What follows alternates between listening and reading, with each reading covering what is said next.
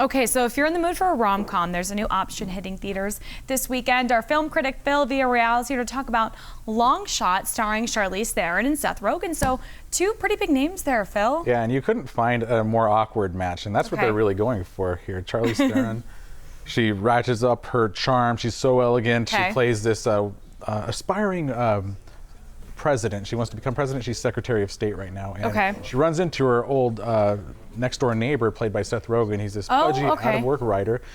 She gives him a shot to write speeches for him, and then they start spending time together, and romance develops, and it just doesn't work, but it's just so funny. Like, Seth Rogen is really one of the funniest comedic forces out there, and I haven't seen him in a movie this good in a while, so he really... Well, this is like kind of not the similar premise, but kind of like in Knocked Up, it was kind of a girl, maybe a little bit out of his league in certain respects. So kind of similar characters here in certain ways. Yeah, you're right. This is basically every Seth Rogen movie where he's got a romantic fling, it's going to be a mismatch for him.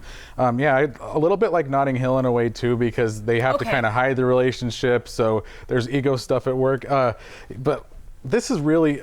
comes at a good time, because if you've seen Avengers, you don't want to see it again, and maybe someone in the relationship doesn't like that movie, wants a romantic thing. Okay. This is the payback right here. It's a good one too. It's not like a punishment in any way, just a really good romantic comedy. We haven't seen a really good one in a while. So ladies, if your boyfriend made you go to Avengers, take him to Long Shot this weekend, am I right? I think so. Okay.